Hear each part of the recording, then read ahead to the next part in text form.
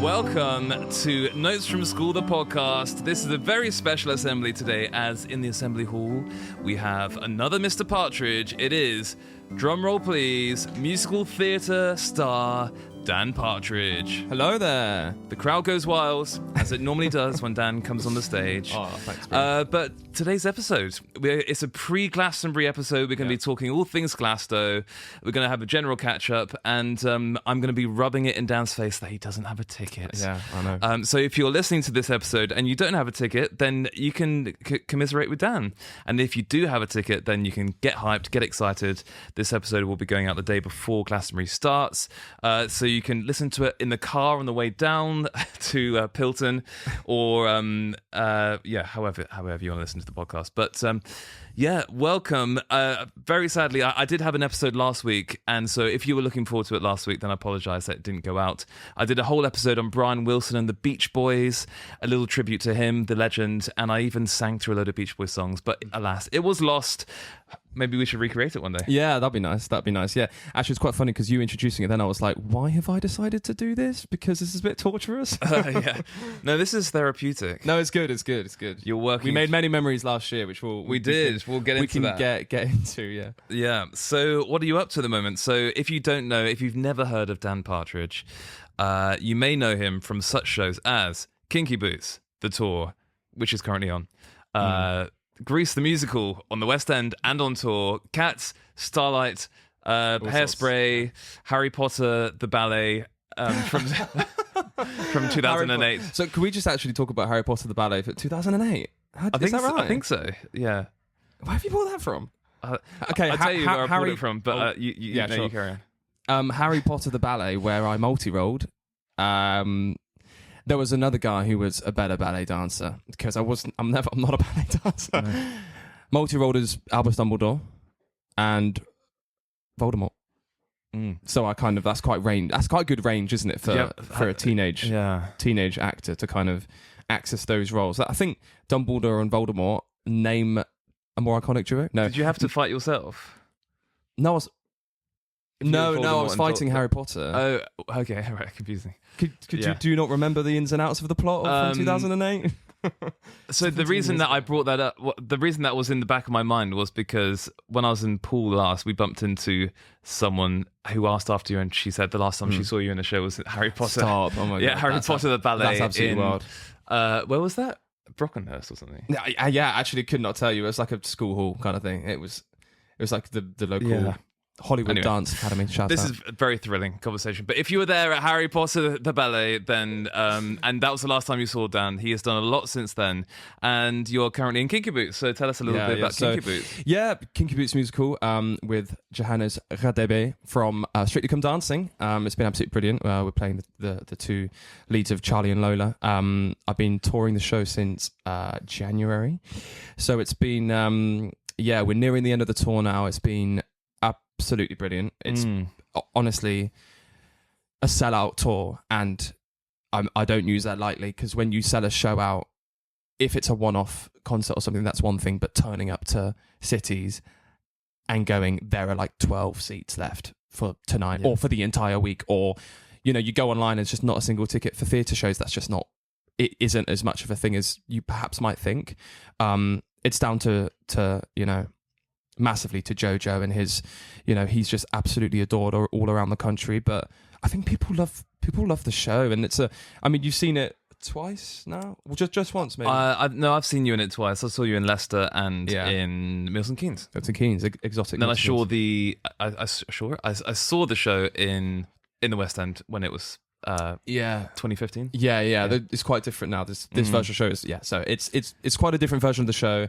It's been absolutely brilliant, and we finish at the end of July, and I'd say get your tickets, but there might not be many left. But hey, who knows what the future holds? Are you allowed to say what the future holds or not yet? We'll see what the future holds. Yeah, it's TBC. Yeah, TBC. We all love a good TBC, which we'll be getting into today, because there's lots of rumours and lots of secrets around Glastonbury 2025. Last year Dan also was my hype man at Glastonbury. So using the musical theatre training. to announce me onto the stage and then film the set. So if you did watch the set last year, the Primary School Bangers set, then Dan was on stage with me. But if you saw any of the videos, which kind of went, I would say, viral, I think they were actually viral. Yeah. Because some people say, "Oh, my video went viral. It had like 1,000 views or something." You're like, car. But I think it pretty much was. But yeah, like millions of yeah. It's crazy, So Dan was filming. Yeah. This year, instead of Dan filming, we're actually going to have the BBC filming it. That's all right. Do you know what? Might be a bit of an upgrade. I haven't even told Mum and Dad about that yet. Oh, really? About BBC. There you go. I don't know whether it's going to be on iPlayer, whether it's going to be on TV. I don't know. Could you imagine? Like, you get the like classic Glastonbury, and it's like Radiohead from like 2001. Yeah. You've got like Brian Wilson from 2005 in the legend slot. Primary School Bangers 2025. Do you know what? It is. Some things happen in life where you think, as if we're doing this right now. Do you know what I mean? And I think, I mean, last year. Let's just talk about last year, because you'd been to the festival before, but that was your first time performing. Yeah. So 2023, I went for the first time as a punter, and then 2024, I performed for the first time. Yeah. And I mean, I can vividly remember that day, because we both perform a lot and have performed a lot for 10 years, 11, 13, anyway, for a long time. And we've done a lot of performances, and I don't think I've ever seen you as nervous. And it's a good thing to be nervous. You always say that it's a good energy, and it means that you care. But God, you were pacing about, and that I can still feel it. And I remember thinking like, this is going to be great. And if you're on a main stage or something, you kind of get the types of audiences. But the theatre and circus area, you just don't know who's gonna. There's a lot of people kind of wandering about, and that was on the Thursday, so there was nothing on the main stages, and we just didn't know who was going to turn up, if anyone was going to turn up at all. No. Yeah, and the funny thing about pacing about backstage in the theatre and circus area is that you'll get you'll get like a someone dressed up as a Victorian, like cycling past on a unicycle. That does take you out of the nervousness a little bit. Seagulls. You get the seagulls that are chasing after you. You get someone dressed up as the Mona Lisa. You'll have the tea ladies that do you remember the tea ladies? Yeah. Like the old ladies. Anyway, that does take you out, but watching back the footage, I'm sure I'll probably be pacing even more this time, because I think it's maybe not. I don't know. Yeah, I guess I have done the show. You're a vet now. Quite a lot since that festival, and also that was the first obviously time I performed at Glastonbury, and also it was the first. Like, I've done a few festivals before that, but it's by far the biggest. Even though it's not a massive stage at Glastonbury, it was still a fairly big stage, just generally. And I think also just being in that context of the Glastonbury Festival, I didn't know like how it was going to go in terms of how well it would go down. But it went down really well. It was just that kind of moment when, but I don't know, we got to the backstage, and there was a guy on before me who was like a juggler. And then there was this massive crowd for him. I thought, is this crowd for him? This guy's absolutely. I was doubting myself. Like, is this crowd for him? And then I heard someone in the distance. Are they all going to leave? Yeah. I heard someone in the distance singing, "He's got the whole world." Call to prayer. Like. Yeah. All right, here we go.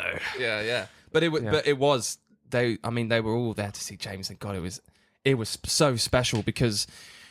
You work hard for these things, and there are moments in your performing career, like we've both performed in amazing theatres all over the world and venues, but it's like a hallowed space, isn't it, Glastonbury, for so many people. And I think we've basically felt that for the first. I mean, it was my first time there last year, but for you, it was probably that thing of going, oh my God, this is actually happening. Walking onto a stage, and as you, I think you actually said. I can't believe I'm saying this, but hello Glastonbury. I never thought I'd say this, but hello Glastonbury. And a lot of people have said to me, "Oh, why is Glastonbury the one that stands out over other festivals?" And of course, like other festivals are great as well. But I think there is that just the history of it. It's been around for what seems like forever, basically since like the start of kind of rock and roll, like from the 60s it started, through the back of the hippie movement. So I think it's got this whole history. It's such an iconically British festival. Also, it is physically one of the biggest, probably the biggest festival in the world. And so there is that element of the weight of history kind of on you, if that doesn't sound too kind of... Yeah, I think as well, you can build things up in your head. Yeah. And I think I was genuinely like really kind of saying to you at the time, like, just enjoy it and all these things. But I remember thinking, like, I'm really trying to, calm your nerves and things like that. But I think seeing the crowd that was starting to form, I thought, hang on a minute, there's something so special about like packing a space out. You know, like you walk into a room, it's you can't move in here, like especially in a tent. I think at a festival, for example, but that it was open, but it's not a small space, and perhaps you might have thought if 150 kind of plus people turned up, it would be great. Yeah, it would have been amazing. There was about 4,000 people in the field. You couldn't see the back. It's quite hard to say, and it's also near one of the what do they call them, like pedestrian entrance? What do they call it? Like one of the entrances, basically. So people were walking through, and it's just that thing that's beautiful in a festival environment where you'll go, okay, we've just seen the script on this stage, and now let's go there. I'll tell you what, are you hungry? Let's grab some food. Hang on, what's going on here? Why is there loads of people spilling out of there? Oh, so-and-so's just turned up. But for this situation, it's like, I don't know, it was like 3-4 o'clock, let's say, on the Thursday afternoon.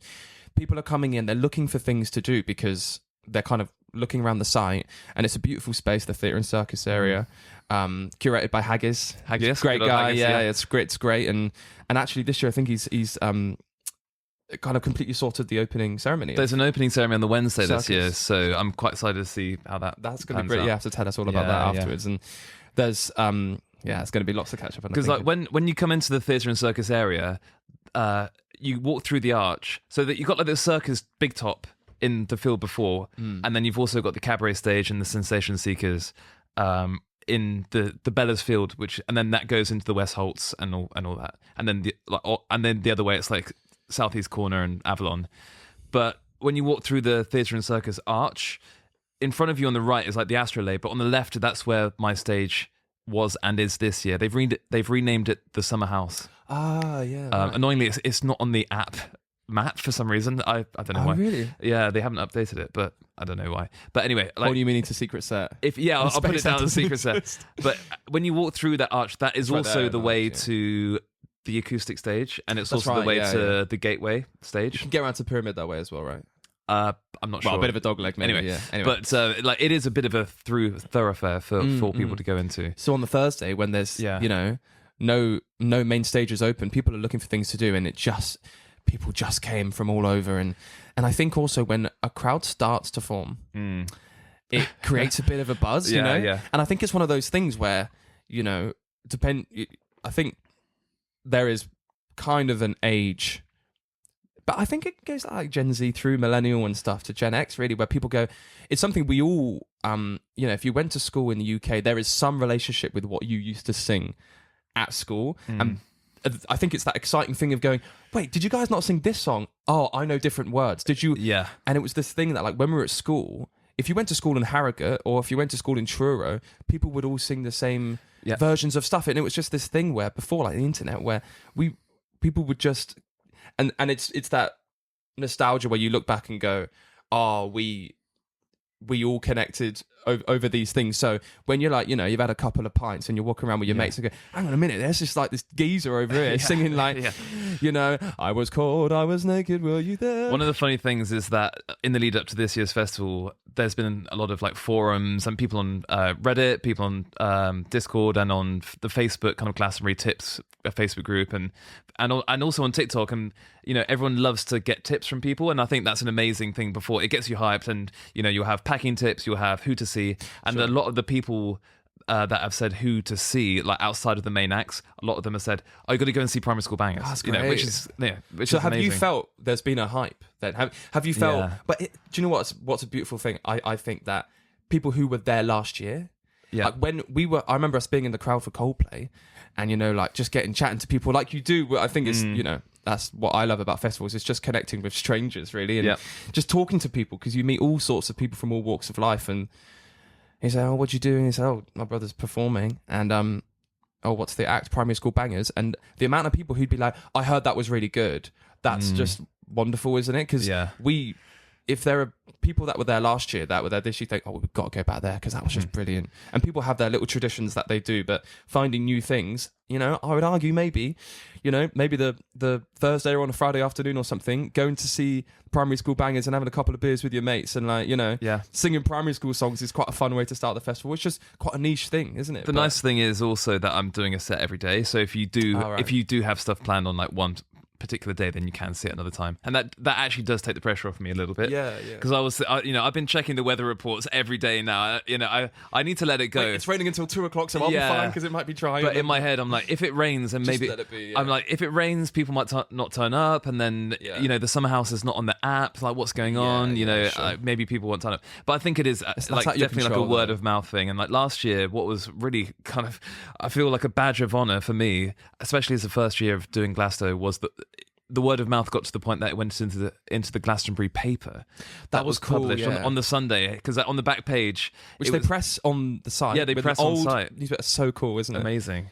And so I've got the newspapers still, and it says like, James Partridge will have the whole world in his hands at the Glebe stage at 2:20 today or something. But that's really good. So if you are a first timer listening to this, going to Glastonbury, then that is quite a fun little memento to pick up. If you are able to get it, I think the press is near the Theatre and Circus Fields. Actually, yeah, it's right. It's right. I know exactly. It's right next to it. I think it's as you walk out of it and you're walking towards left. If the big circus top thing's on your left, there's a load of restaurants, and it's kind of just there. It's super close to the entrance to that archway. But I applied to play in Theatre and Circus when they put out a shout out at the beginning of last year to say like looking for performers. But I specifically love that area because I feel like it's a bit of a haven away from the madness sometimes, because like it can be chaotic and crazy as well. But the first year I went, isn't it? There, I was quite stressed out before I got to the festival in 2023. Yeah, I wasn't in the best headspace to go to the festival in the first place. And then I got there and I was like, all right, I'm going to go see Mike Skinner in the southeast corner of Shangri-La or whatever it was. And I got like kettled into this area with like thousands of other people, and it's so horrible. Yeah, it's scary. And I was like, do you know what? This is really, I really am not enjoying this. If I'm still not enjoying it by tomorrow, I might just go home. I genuinely was at the point where I was like, I might just go home because I wasn't really looking forward to it. So from there, I was like, I just need to go somewhere quieter. So I actually went to the circus. I went to the circus Big Top, and I sat in there for like an hour watching the trapeze artists, and they were so amazing. I love watching that. I'm really glad that they're getting their time to shine this year on the pyramid stage on the Wednesday, because the quality level is just ridiculously good. And I'm not really someone that ever would go to a circus. If you see a poster for like go to Wells Court, like fairground or whatever, and see the circus, I wouldn't really. You think it's not for you. I wouldn't get a ticket for it necessarily. But like Cirque du Soleil are great, I think it's that level. I actually think Cirque du Soleil arguably is kind of the best show in the world in a way, in what they do. When you watch something that's so high skilled, if you're watching a sport, if you're watching football, if you're watching the Premier League, you're watching the best footballers in the world. That's why it's like such a big thing, right? So like you go to watch Cirque du Soleil. For me, it's kind of like, having seen so much theatre and worked on so much, for me that's like one of the best things you can see, because they're so well put together, and the stories that they tell, without saying a word. Yeah. And like the comedy they can portray and stuff. I think that's absolutely brilliant. So the fact that, because Glastonbury is such a big festival, they can have such a huge area that is dedicated to that. Just like I think now over the past few years, from what I've heard, the dance music scene is just kind of bigger than it ever has been. So they're having to, like the Southeast Corner's kind of become bigger, isn't it? And they're having to basically accommodate, what people want to listen to, which is like, a lot more dance music than perhaps 10, 20 years ago, where it was more like bands. Another reason why I say, because again, there is this question like, why do you just talk about Glastonbury all the time? But the answer to that is, you could go to this festival and spend 5 days. Genuinely, you could spend 5 days in like the arts and crafts field and have an amazing time. Like you could like whistle a spoon for the entire day and just have literally like just like Charlie XCX in the background. Just weave a tapestry while someone's playing like a harp behind you. You could have a great time. And the main thing is you can make of it what you will. If you're a proper raver, like if you're just into the oosh and just want to go and just like spend the whole day just like raving, you pretty much can do that. Get in super late, sleep until like 2, and then like from like 3 they start again. Fatboy Slim's doing his 100th Glastonbury performance this Saturday at, I think it's Shangri-La. 100, but it's at 4 o'clock. I guess each one he does maybe. Well, he won't do more than like, I think he does an hour each time, pretty much. An hour set. So if he does 5 every year, 20 years. Yeah, I guess. That's amazing. Yeah. I mean, if it's going to be anyone, I'm not surprised it's him. I saw him in the Pasha opening night party in Ibiza. I've seen him a couple and he was just absolutely incredible. I saw Fatboy Slim at it's called The Social in Soho, and it's a tiny club. It's like like what, 200 people you could fit in there. And he was doing this was a while ago. This is 2016, I think, and he was doing the 15-year anniversary of his first record that he put out. And when you got there, you all got floppy disks with the album on it, but because like, no one has a 3.5 inch floppy disk. I got a floppy disk in The Social in Soho, and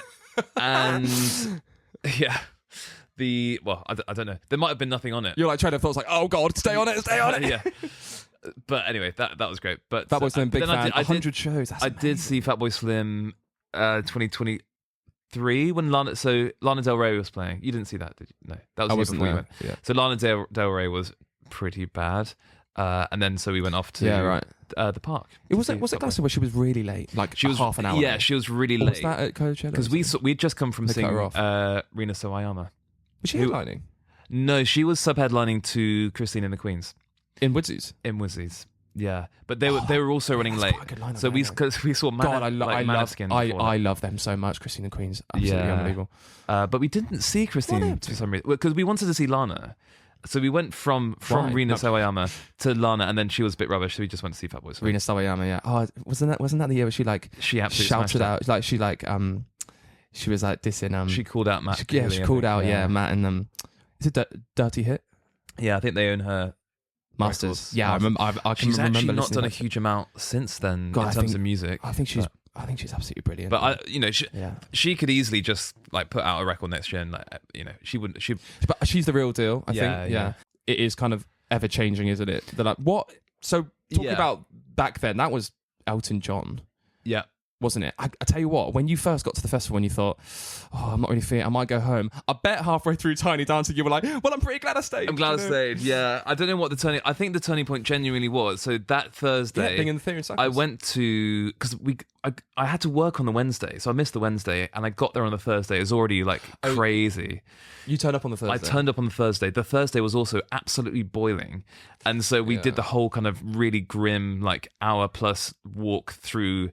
You're lucky, actually. You didn't have to do that because last year we just drove straight into like the crew camping kind of thing. Just drive all your stuff in and just dump it down. But we still had to walk from the car after. But not with the stuff. Such a grim walk with all the stuff, and it was so hot on that Thursday. And anyway, I got through that day, and then the day finished with me like eating a burrito in the theatre area. And I was just like, okay, do you know what? Right. Let's just go for it. It'll be fine. And it was really great. So actually what's quite interesting is a lot of people on Reddit have been saying, I'm a first timer and I'm feeling quite overwhelmed by the lineup, by everything that's going on. There's so much to see and do. I feel like I'm going to miss out on so much. And that's the thing, like you will not see. You will miss out about on stuff. 99% of the stuff that's going on. And that's fine. I think from last year, one thing that I definitely learn, and two of my best mates were going, I was like, guys, we all have to go next year, and then they got tickets, and then Joe Sco was like, oh, I've got you a ticket. I was like, I can't get the time off work, but talking to them about it, where they kind of in the dark, I'm not really sure, I said, do you know what, just have a few where you go like, right, let's say I got to see Supergrass, right, like opening one of the days, right, go, I have to be there, I want to be right at the front, and I want to see the whole set, and then after that we'll just see, but then I want to catch like Green Tea Peng on Westholtz at like 4 or something. I think that's quite a good way of doing it, where you go, I really want to prioritize certain people, because last year there were definitely quite a lot of people I wanted to see, but I was like, okay, Coldplay I think are a non-negotiable. Sims into Coldplay was like a total non-negotiable, and that really paid off, because I think then that was like a totally euphoric set, and I think when you know someone's going to put on such a good show, because their set was so tight and they just know what they're doing, like what, 5th time headlining or something. Yeah. But even then, like we only saw like half of Sims because we saw Kasabian do a secret set. Yeah. Which popped off in Woodsley's tent. We couldn't even get in the tent, but it started like we managed to actually get around the back, so we did get fairly close. We were fairly close. And then they went into Yard Act, so saw Yard Act. We saw Yard Act. We were on the TV for Yard Act. on the Yeah, footage. yeah. And then we went from there to. But the thing is, I was watching back some of the footage, and I was watching the street set from last year, and I was like, I can't believe I missed that. Bombay. How do we miss that? And then we're like, oh yeah, because we went to see Little Sims and then saw Coldplay. So you cannot see everything. And I did a little interview for the Glastonbury Tips Facebook group the other day, and they said, what are your tips for first timers? And I said, wear the right shoes, drink enough water, and also be aware you can't see everything. Like, you can't do everything. It's actually good that's all filmed, isn't it? I feel like I grew up going to like Reading Festival, where you can just run from one stage to the other in like 5-10 minutes. Like, and it's quite easy. If one band finishes at 20 past, you can see the half past set. But with this, I remember at the end of Arctic Monkeys trying to get round to Croissant Neuf because our friend's band was playing, and we were running through the crowds. And it was so stressful. So I think just have to bail on stuff you can't make it to. But this year, I don't actually think I have many non-negotiables. I think this year I'm so easy. Is it because the lineup's weak? No. Because the lineup's so crap. No, I think actually the only band that I'm like I would really like to see, pretty much are a non-negotiable, would be another Secret Set, Pulp. I would love to see Pulp. Is this Patchwork? Patchwork. Yeah, they're down as Patchwork, but I actually have the exact. But same what if thought. it isn't Pulp? Everyone turns up like it's going to be Pulp, and then it turns. What would you do if you turned up and it was Daphne and Celeste? No, like you're ready for Disco 3000 come out. Disco 3000? 2000. Just get 3000. Yeah. Oh, I always get Pulp and Busted mixed up. I've been to the Disco 3000. And it goes dun dun dun dun dun dun dun. Welcome the Venga Boys. That would be. Actually, that would still be quite lit. That saw them about 3 weeks ago. I think what would be absolutely incredible is if they did that and they're like, welcome, it is Patchwork, it's actually the Venga Boys. They come out and then just do one song and everyone's like, what the hell is this? And then Pulp then actually come out. Yeah, God. Just to like troll people. Do you know who I could see doing that? If he's there, Lewis Capaldi. Capaldi, yeah. Oh, I think he's doing Friday. That's the rumour. But I could see him doing that where it's like, here's a rumour, and then just like some randomer comes out like, don't know. Do you know what I mean? And then that's the sort of like humour that I think he could bring. And actually, I think that would go down really well. Because he had like a bit of beef. But it's only a half hour. Noel Gallagher, didn't he? So I could see him being like, ladies and gents, it's Oasis. TBA is Oasis, and then he walks out. I think that would be quite classic. Very sadly, I can't see him. I'm giggling at the same time, so I'm going to miss Capaldi if it's Lewis. Yeah, that was really exciting because I think when we were waiting for Kasabian, it was like kind of a straight toss up between. It could have been Kings of Leon. It was like people were saying everyone was like, it's literally the Kings of Leon or Kasabian. You think, oh, these guys are pretty, almost like 14-5-minute set or something. So that is really cramming in songs, but it's also like a good amount of time. People were lighting off flares inside Woodsies. It was so good, like because they were like Leicester, aren't they? So it was like all these blue flares, like Clubfoot, is it? Boom, and it was all everyone was on shoulders straight away, and I was like, that's what you want, like that is what you want. Yeah. Just that's what's going to happen at primary school bangers. He's got the whole world whistles going off. You've got people just on shoulders, like standing up. So after last year, is that what you're expecting now? Yeah, on the Discord when it said when they announced the theatre and circus, someone was like, "Primary school banger's been announced. This is me when this little light of mine comes on." It was just like a gif of someone on someone's shoulders like lighting up a flare. Covered in mud, like let's go. I almost feel like if it does rain, we just have to lean into it. And I'm doing like a BBC Sounds interview beforehand as well. For Inside Glastonbury, which is like a podcast where they interview people that are doing different things around the site. And I think if it does rain, touch wood it won't, but I'll just say, look, this is the most British experience you could possibly have. Like, in the rain, get your waterproof on, crack out some school assembly bangers, what more, with a pint in hand, like a warm cider in hand. You should enter to like Jerusalem or something, like, and hear those fears, that'd be quite cool. I think if I did that, you have a walk-on song, I might get booed. I think the patriotic stuff is like also one of my sets is at the same time as Kneecap. So I was talking to someone the other day that works for the BBC, and I actually asked him about the whole Kneecap situation. He was like, I actually don't really know too much about it. He's like, no comment. Yeah, pretty much no comment. And, Kneecap, I've never heard of it. I think essentially, like, if if it goes too political in their set, they have to pull away. It's a pretty political and place I said as well, to him, do you know isn't it? what's going to happen? They're not going to show my set unless it gets too political for Kneecap. And they're just going to pan away. And it's like, and now here's a young man singing hymns. Young? Here's a man. Here's a middle-aged man singing hymns. Yes, yeah. No. Good British fun. Yeah. But it's not like this at all. No, it's not. It's literally a love letter to being at school, which any adult, British adult in the UK is. It's also an appreciation of our music teachers that we had growing up, and the love of music they instilled in us. And I do say, like, within the show, we've got all these amazing memories of music from our youth and how they bring back all sorts of memories. That you're sat cross-legged on the cold school hall floor with the smell of yesterday's lunch in the air, but then I also do a little bit where I'm like, you might get some negative memories as well, like the Sunday scaries that you get. These memories will be triggered bring by all this trauma back to everyone. By that sounds really fun. Antiques Roadshow, Heartbeat on a Sunday night, Crossroads. It's 8:30. I haven't done my homework for history. Exactly. Actually, I never did my homework for history. Dad is going to be listening. Our dad was a teacher at school as well, so we couldn't get away with skiving off or not doing our homework. Did Dad teach you? Yeah, he taught me French for 4 years. 4 years? 4 years, yeah. He taught me French as well. Year 9, 3 years. Year 9, 10, 11. What did you get for French? I got an A star. Yeah, I got an A star too, actually. Can you remember any French? No, wait. Oh, no, I cannot. That was one of my 2, so I was like, good. That's fine. That's that one. But then I actually started taking French AS level, but then Dad wasn't my teacher. I had a new teacher called, I won't say his name.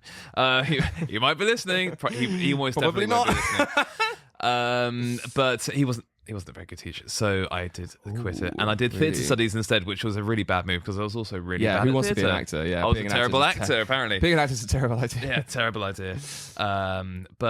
So we've talked. I think we should probably wrap this up soon. Otherwise, we could probably talk for another hour about this. I know. We literally did. Dan phoned me up the other day about something. He was just like talking about something random. And then an hour and a half later, we were just wrapping up our conversation about Glastonbury, despite the fact he's not going. But what other kind of special areas are there? Secret areas and or secret types of acts and things? Can you think of any? What can I think of good areas? To recommend if someone's going for the first time, the pyramid stage, the other stage, the park stage, and the woodsy stage. I think you get to know those big four, and West Holt's. I think you get to know those main areas. I really like that little corner of Avalon. It's like the Avalon Inn or the Avalon Bar or something. Yeah, that's great really bar. fun. There are loads of places like that. And it looks like a medieval inn. Honestly, what's good, like we've said with Glastonbury, is that there will be places that you get to and that you just find that you enjoy yourself. That someone else might not be for them. Like the park, I quite like the park area, like Stonebridge. I never really remember going to Stonebridge bar. Did you go into the bar? Are they? Because they have. It's always pretty busy. It's always There's rammed. a few venues there, like Scissors, Wishing Scissors, Well. Yeah. We saw Stornoway do a secret set in there, and we know that band. We've been to loads of, and they're absolutely brilliant. And we were right next to the stage, and it was that was like brilliant. A semi-secret set. It wasn't the lineup, but it was on the lineup because they did the acoustic stage quite high up. But they also did Wishing Well, and it was just a beautiful set. But in terms of, I only went last year, so there's still loads of places that you will not go to if you're there, and that you'll go, oh, what about this one? And there are, I'm sure there are ones that I still haven't been to Strummerville after 2 years, so I want to get up there. That's quite to one side, isn't it? Tom Walker's doing a set there on the Thursday. I might try and catch that. That's really cool. So there's there's loads of good places. CMAT's doing a secret set on BBC Introducing, apparently. Oh, is that right? And also love her. She's Strummerville. Apparently, so the problem with secret sets now is that everyone's so obsessed with the secret sets is that they're just not secret anymore. Yeah. So they had 2 TBAs on Strummerville, and they've had to cancel them because the word has got out what they were going to be, and they've cancelled it. Safety, so one of them was Olivia Dean's secret set, and the other one was Rachel Chinaruri. Nice. Which I don't know. I think they still could probably do them. If they cancel apparently they cancel them.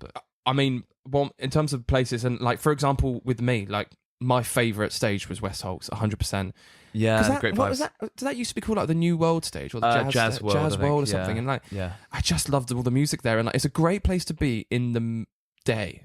One of your for me, favourite acts from last year was Jalen Ngonda, wasn't it? Jalen Ngonda was absolutely fantastic. On West Holt's, beautiful. Just like beautiful voice, absolutely amazing. Smashed out like a 40-minute set or something like that. He's back this year.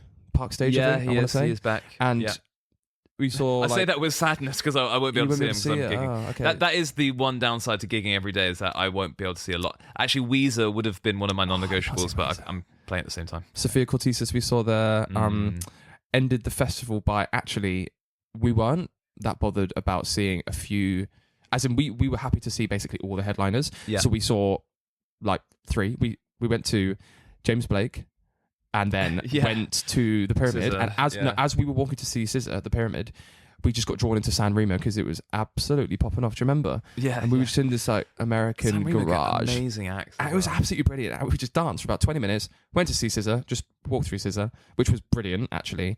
And then we finished at West Holt's for Justice, and that was amazing. If anyone's looking for something slightly different on West Holt's this year, I would recommend seeing Abel Saleko. He's a cellist from, where is it? I think he's from South Africa. I might be wrong, but he's an absolutely incredible cellist, and he plays his own originals. He plays classical music, and he plays traditional folk tunes from Africa and from all around the world. That sounds beautiful. And there's also not many classical acts at Glastonbury. Yeah. I just remembered as I was saying that I might potentially be doing a TikTok collaboration with Radio 3 randomly. This is like, I hope that you understand that like it's quite a remarkable like thing that you've got all this attention, because this is your second year performing. Like people do this for years, and there were people like in theatre and circus like Lobster Guy.